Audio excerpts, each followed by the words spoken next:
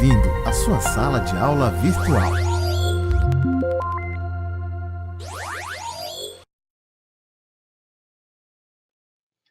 Bom dia, pessoal. 6 horas da manhã, a educação de jovens e adultos pela educação à distância, EAD, é flexível, mas a gente precisa ter autodeterminação, né? A gente precisa realmente organizar o nosso horário.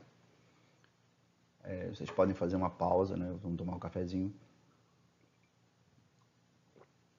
Vamos trabalhar, que hoje o assunto é muito legal, muito fascinante, que nós vamos falar sobre a conexão, a ligação entre a interdependência entre a vegetação e o clima. Como é que elas influenciam no outro, né? E como essa influência é importante, né, nós entendermos para melhor agirmos sobre essa relação. Porque nós, enquanto sociedade, nós estamos alterando o meio que nós estamos vivendo, nós estamos produzindo, industrializando, construindo cada vez mais, e nós estamos substituindo a vegetação nativa e automaticamente a gente não está verificando que o clima está mudando, ou então alguns fazem questão de não ver, né? Porque muitos países, muitas instituições sabem disso, existem muitos estudos nesse sentido, e que de fato essa mudança climática ela tem alterado, e essa mudança climática também influencia na vegetação e que vai influenciar também nos regimes de chuva. Nós vimos aí que existe um processo de interdependência entre vários fatores que influenciam no clima, e a temperatura é um fator, né? Outro fator é a umidade. Quanto maior a quantidade de umidade, menores são as temperaturas, né? Então há um processo realmente de interdependência. O nosso planeta é um planeta vivo, não como um ser orgânico, né, como um corpo físico realmente dotado de um sistema que nem é o nosso, mas os elementos contidos nele, da hidrosfera. Você se lembra quando a gente falou no nosso último encontro? Da hidrosfera, atmosfera, litosfera. Esses três elementos combinados dão origem também à biosfera, que é a esfera da vida, que dão condições ótimas de sobrevivência do ser humano, né? E da existência de várias formas de vida que nós conhecemos. Por esse motivo, o nosso planeta é um planeta, dentro daquilo que nós conhecemos no nosso sistema solar, ele é único, porque ele é único que apresenta essas características ótimas dentro da biologia de existência de vida. Então, esse é um assunto muito legal, é um assunto fascinante, eu gosto muito dessa parte. E vamos, então, tocar o bonde, né? Vamos lá ver como é que isso funciona.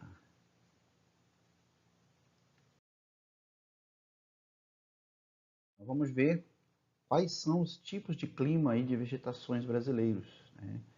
É importante aí porque nós vamos verificar a ocorrência desses dois fenômenos, né? Tanto do clima como da vegetação dentro do nosso território nacional. E por que eles ocorrem dessa forma e por que esses tipos especificamente, né?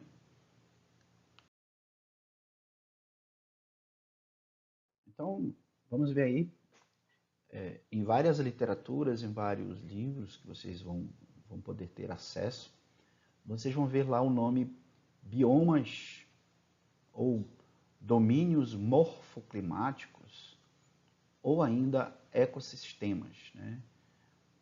E aí eu quero que vocês aproveitem a oportunidade e verifiquem como uma forma de pesquisa para vocês me trazerem no nosso próximo encontro a diferença entre biomas, domínios morfoclimáticos e ecossistemas, né? Qual seria então, dentro dessa parte conceitual, a diferença entre eles? Há diferença ou será que eles têm mais semelhanças?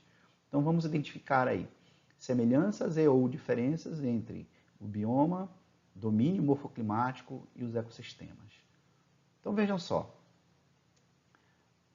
nós falamos anteriormente ali que o clima e a vegetação, eles estão interconectados. Tá? Aqui, nessa animação aqui, vocês vão ver aí, que aí eu fiz esse movimento entre o clima e a vegetação, porque de fato existe uma relação entre elas, né? É uma relação assim de grande interdependência, porque uma tem influência direta. E se você, por exemplo, for analisar, vocês forem se lembrar muito recentemente, até o ano passado, o estado de São Paulo, a grande cidade de São Paulo, era abastecida por um manancial, por uma área aquífera lá que atendia a água potável da cidade, e ela acabou secando, né? Acabou secando porque eles tiraram a vegetação nativa, a vegetação ciliar que acompanha a área da calha do rio, né? A margem do rio. Você tem essa vegetação que é importante porque ela mantém a umidade, ela proporciona uma quantidade maior de chuvas e ela abastece os rios, né? Os rios, os lagos, as águas superficiais e as águas subterrâneas. Então elas são fundamentais nesse sistema. E aí você vê que a grande São Paulo sofreu com a falta de água e, claro, associado a isso também, além da falta de água, do maltrato ao meio ambiente, ainda existe o problema do não racionamento, né? De não se usar a água adequada que você possui disponível, né? De forma responsável, de forma adequada, né?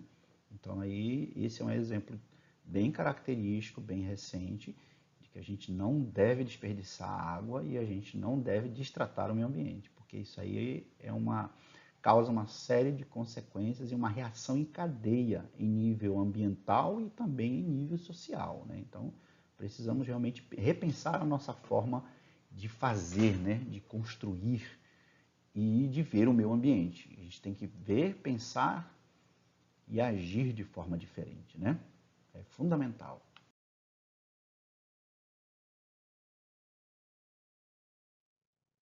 Então, o clima do Brasil, vocês vão ver aí então clima equatorial, o clima tropical, o clima semiárido, o clima tropical de altitude, o clima subtropical. Então, estes são os climas do Brasil. Vocês vão ver aqui a ocorrência deles, né? O clima tropical úmido, que nós vamos ver aqui em destaque a área da floresta amazônica, né? Incluso aqui o nosso estado do Amapá. Vocês vão ver aqui o clima tropical semiárido, que vocês vão ver a ocorrência dele nessa região aqui, né? Nós vamos ver também o clima subtropical, que é nessa área aqui, né? Onde tem a ocorrência de Santa Catarina, parte sul de São Paulo, Rio Grande do Sul. Vamos ter o clima tropical, que é dessa área típica aqui, onde você vai ver a ocorrência, inclusive, do próprio cerrado, né? Que nós temos aqui no estado do Amapá também uma vegetação chamada de cerrado, que ela é um pouquinho diferente da ocorrência do que tem aqui na região de Brasília, de Goiás, né? Mas é um tipo de vegetação que surge por influência de uma redução da umidade e de um solo um pouco mais ácido.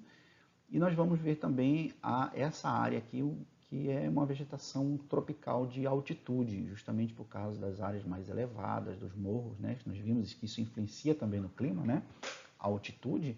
Então aí você vai ver o clima tropical de altitude.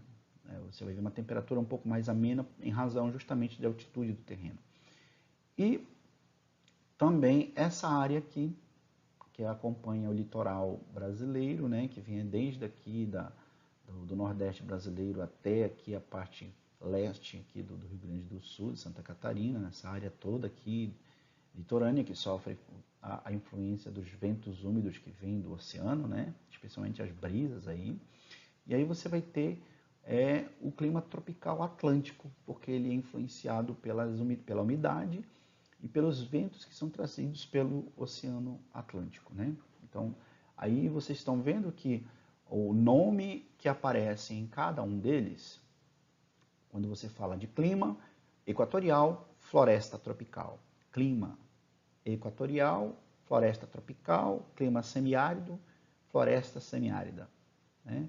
Clima tropical de altitude, vegetação tropical de altitude. Clima subtropical, vegetação subtropical. Então, por aí vocês já tiram a interdependência existente entre o clima e a vegetação, né? E a distribuição dela em território nacional por causa da sua localização e dos elementos típicos de cada uma delas, né? Bem interessante. Vamos ver então com mais detalhes o primeiro, que é o equatorial úmido, que ele tem temperaturas elevadas, né? Porque as médias térmicas, as médias de temperatura, eles variam, né, entre 28 graus. Então, são áreas onde tem uma grande incidência solar e, portanto, as temperaturas são mais elevadas. Temos chuvas abundantes durante o ano e um tipo de clima típico da região amazônica. O clima está diretamente associado com a vegetação. O clima tropical tem temperaturas médias de 25 graus. Vejam que tem 3 graus de diferença, né? O verão é chuvoso e o inverno é seco.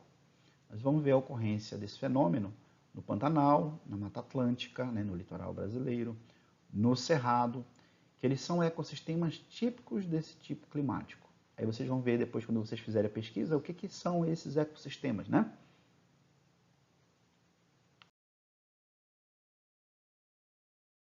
Aí nós vamos ter uma imagem aérea, né, uma vista aérea do Pantanal, que é uma área alagada, né, que aí durante o período chuvoso fica, tem água em abundância, durante o verão seca um pouquinho, aí tem muita ocorrência de jacarés, de um ecossistema também bastante complexo, né, bem interessante. Então, aí, por exemplo, nessa região há muita criação de gado, que eles deslocam sempre, né, em função do regime das águas. Então, aí, essa floresta, essa área, tem uma influência direta do regime das chuvas. Então, vocês vão ver que as chuvas são importantes aí porque elas abastecem esse ecossistema, né? Elas abastecem essa vegetação. Então, aí, a relação realmente é direta, né? Não tem choro, nem vela, nem fita amarela. Outra é a Mata Atlântica, que eu citei para vocês, né? Ou a vegetação atlântica, que você vai ver pelo litoral brasileiro e um pouco mais para o lado oeste. É uma vegetação que nós tínhamos em grande abundância no Brasil, mas em função justamente da exploração do pau-brasil durante o ciclo econômico brasileiro, né? O primeiro ciclo, o ciclo de exploração do Brasil, essa vegetação ela foi bastante explorada e em função do pau-brasil, e foi justamente nas áreas onde iniciaram o processo de ocupação colonial, então ela foi realmente bastante explorada. E aí você vai ver que algumas literaturas apontam entre 1 a 3% mais ou menos da existência. Alguns autores apontam até 7% apenas da vegetação nativa, mas mais de 90% dela foi completamente consumida por esse processo de exploração de mais de 500 anos, né? Então, aí a vinda dos colonizadores e mais também o processo de construção e de evolução das cidades brasileiras, especialmente na área litorânea, né? Esse litoral realmente foi a área onde houve maior exploração. Aí o motivo pelo qual a Mata Atlântica hoje tem muito pouco dela, da mata nativa e original, né?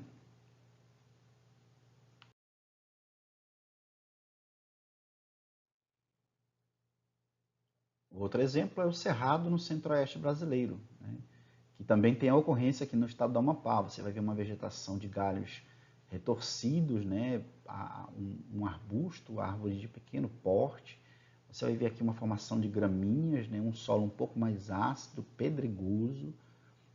E justamente esse tipo de vegetação é um tipo de vegetação que é adaptado à escassez de água, né? À baixa umidade.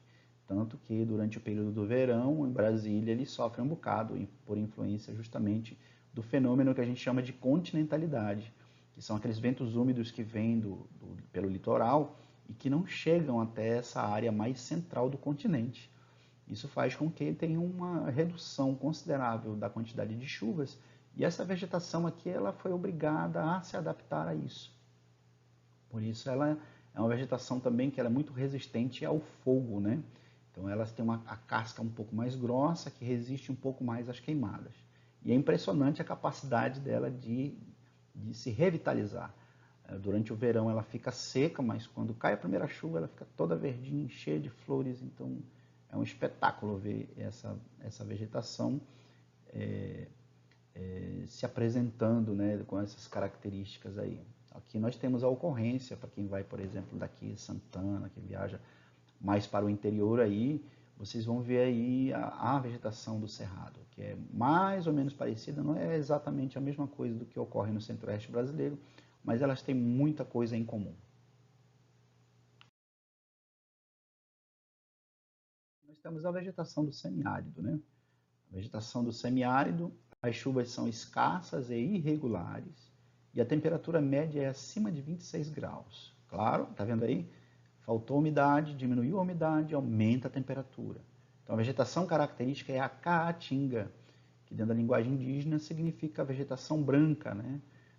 Justamente porque ela tem essa característica esbranquiçada, acinzentada pela falta de água, mas são plantas também que se adaptaram, chamadas de plantas xerófitas, né? Dentro da biologia vocês vão ver isso aí. Então, por que ocorre essa escassez ou essa falta de água nessa região? Pela questão da continentalidade. Vocês vão ver lá os ventos úmidos novamente, que não vão passar pelo litoral. Essas chuvas vão cair no litoral e vão passar apenas os ventos mais secos. Então, aí, só quando ocorre uma grande quantidade de umidade é que as chuvas chegam a essa região. Por isso, aí você vai ter um clima bem mais rigoroso, né? Quase desértico. Por isso chama-se semiárido ou semidesértico, certo? Eita, não é o lampião. Mas olha aí, né? Eis o motivo pelo qual o peão, né, o sertanejo, esse motivo pelo qual eles recebem esse nome, eles usam essa roupa de couro, né? Justamente porque a principal atividade nessa região é a criação de gado para corte. Então eles criam em grandes extensões de terra, justamente porque vocês sabem aí que o alimento ele não é tão abundante, mas em algumas áreas de brejos aí eles conseguem ter um pouco de pasto. E aí, para ele cuidar do gado, para ele apartar o gado, para ele administrar esses animais nessas áreas, eles precisam entrecortar essa vegetação que é espinhosa, né? Galhos secos, então é perigoso você andar a cavalo. Então eles protegem o cavalo também, né? Tem uma proteção para o cavalo e tem a proteção deles em roupa de couro. Então toda essa roupa que eles usam aqui é influenciada pela questão climática e também por causa da adaptação das plantas, né? Porque passar aí sem nenhuma proteção é realmente complicado tratar do gado. Então não é à toa que a indumentária que eles usam é uma indumentária em que aproveita a matéria-prima básica que é do gado, o próprio couro, né, que eles retiram, e também por influência desse tipo climático e desse tipo de vegetação da área. Então não é à toa, né? Existe realmente uma relação. Aí vocês vão observar que, de certa forma, o clima pode influenciar, né, a cultura e a forma da gente poder sobreviver nessas regiões, nessas áreas. Então, é só para vocês, né, verem melhor. Aí eu coloquei uma imagem em que fica mais, você consegue visualizar melhor a proteção que ele coloca, né? Ele coloca tanto no gado, que aí o gado também não serve só para alimento, ele pode servir também como uma forma de transporte, né? E a roupa que eles usam é uma proteção mesmo, eles usam uma blusa aqui por baixo, né? Sempre comprida, e às vezes eles colocam até proteção na mão. E aí o chapéu, a calça, né? Então tudo isso aí realmente uma preparação para a guerra, né? Ele vai aí para um local onde ele pode se machucar seriamente, então ele tem que realmente se preparar para isso, né? Tem que vestir uma armadura, né? A armadura do sertanejo, essa roupa. Opa, o lampião foi embora. E aí nós estamos vendo o quarto item, né? Que é o clima tropical de altitude, também de vegetação de altitude, né? Com médias de temperatura de 18 graus, né?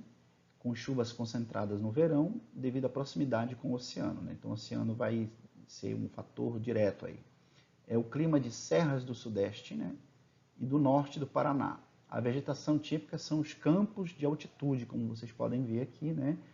são vegetações assim, de árvores de pequeno porte e tudo mais, uma vegetação meio de gramínea, mas aí basicamente ela é mais adaptada a um clima um pouco mais frio, né? Que aí você vai ver que média de 18 graus. É isso aí, pessoal.